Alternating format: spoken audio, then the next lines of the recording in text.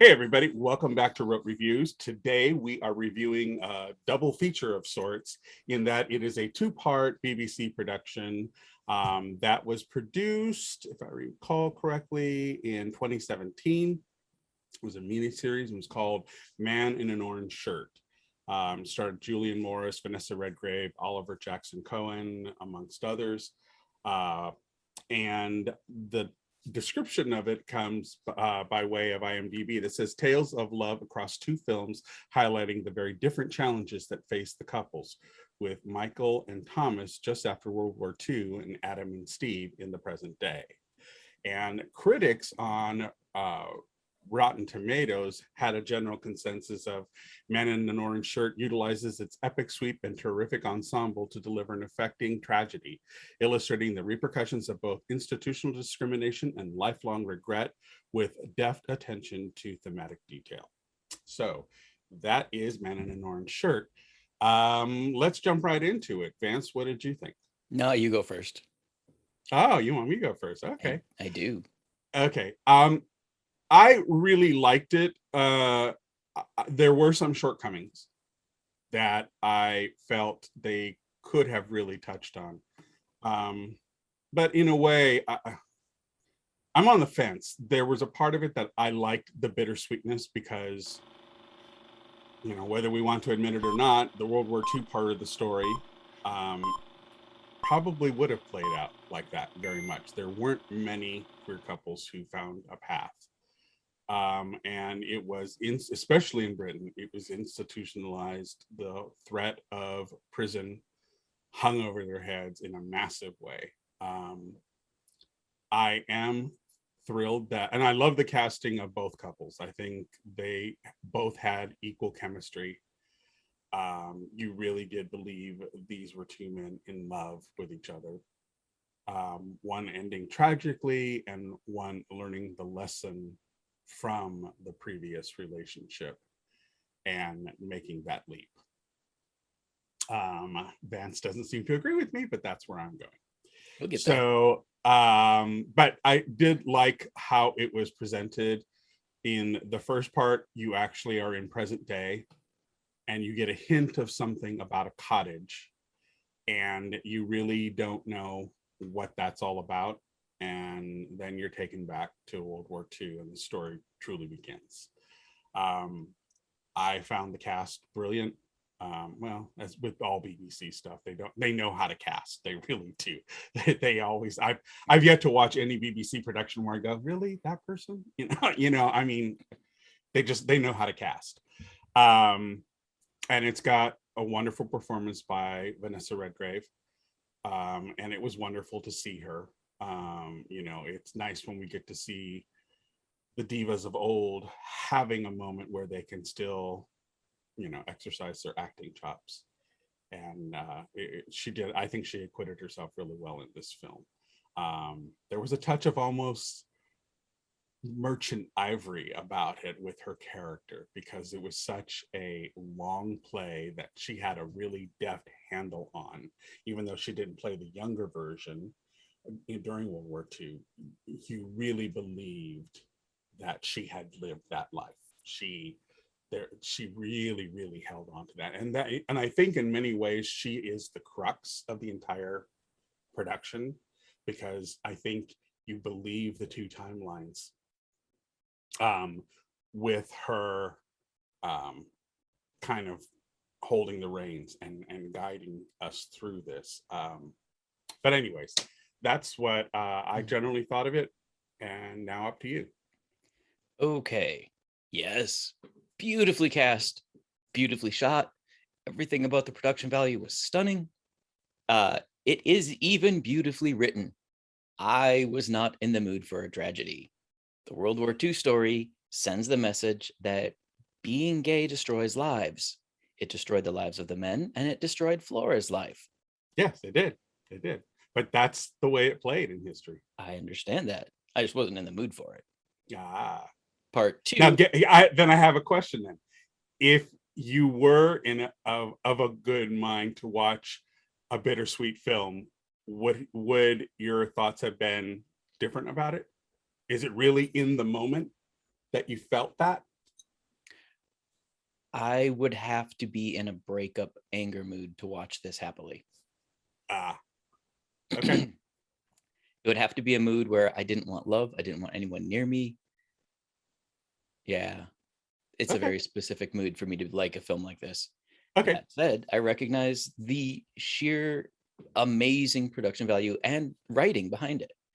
The modern story, Adam's character ticked me off because he was such the typical only hookup gay who had no ability whatsoever to love.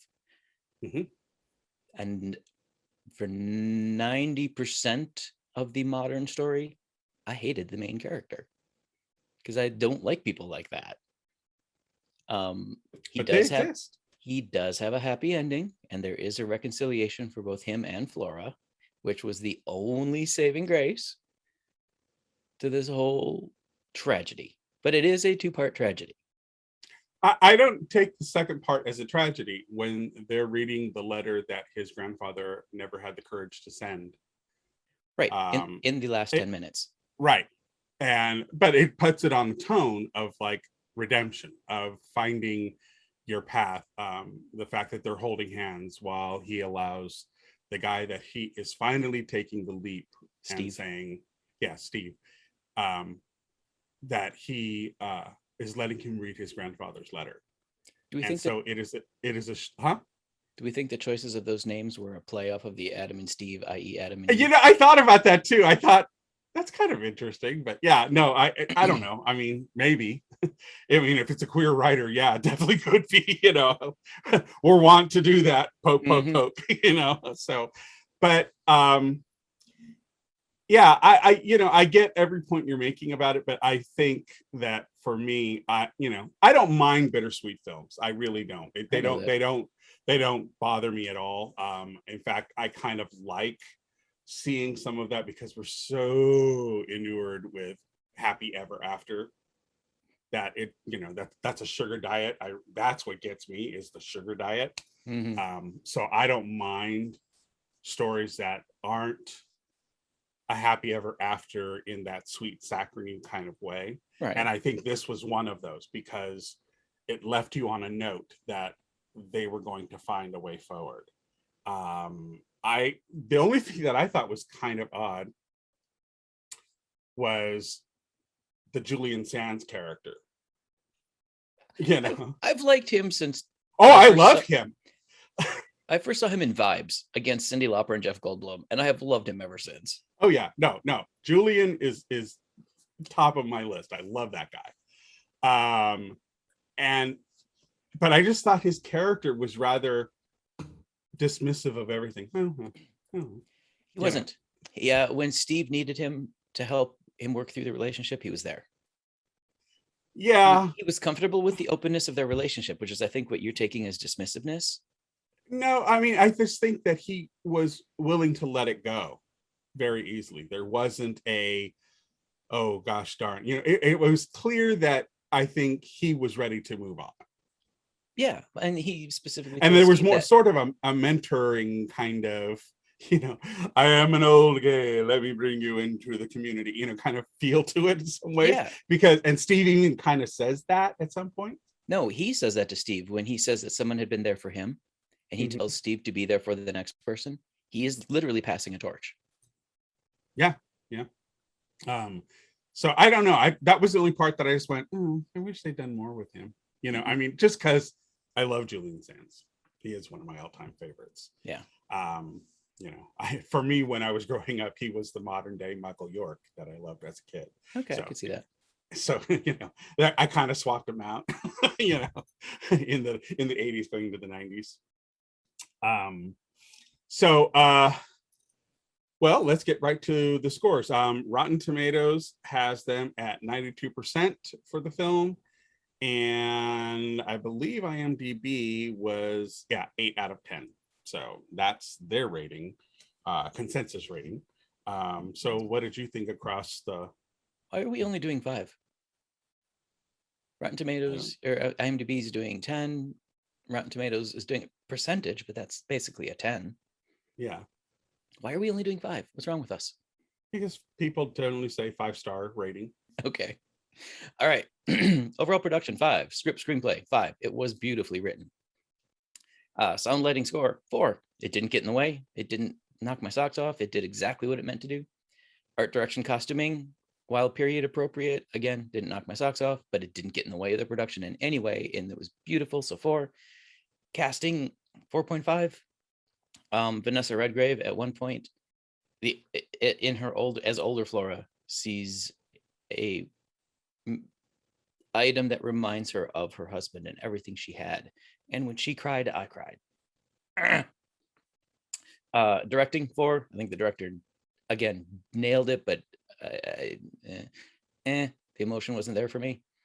Queer themes presented, 4. Historically accurate. So personal overall rating, 4. Okay. Mine are pretty much 5s across the board, with the exception of the writing. I give that a 4. The only reason I kind of knock it, and maybe it's a 4.5 actually, now that I think about it, is because there were some moments I wished had been played a little different. Trigger warning, there is a very, very aggressive sex scene in the modern tale that some people may not be prepared for. So big trigger warning on that. And so, I mean, I really did like it. It's something I would watch again. I just really liked, I like shows like this. So, I like onion skinning of characters, and I like that Flora's redemption was that she realized in that moment when she says, I thought I'd won,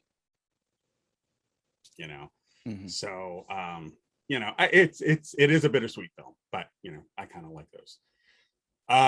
So that's it for this week.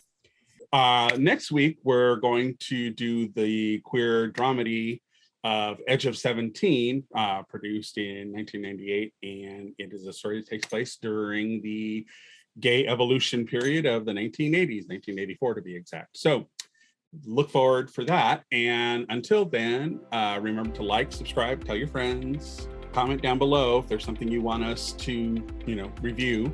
If there's something you think we should direct our eyes and ears towards, let us know. All right. And until then, we'll talk to you again. Take care. Thanks everybody. Bye.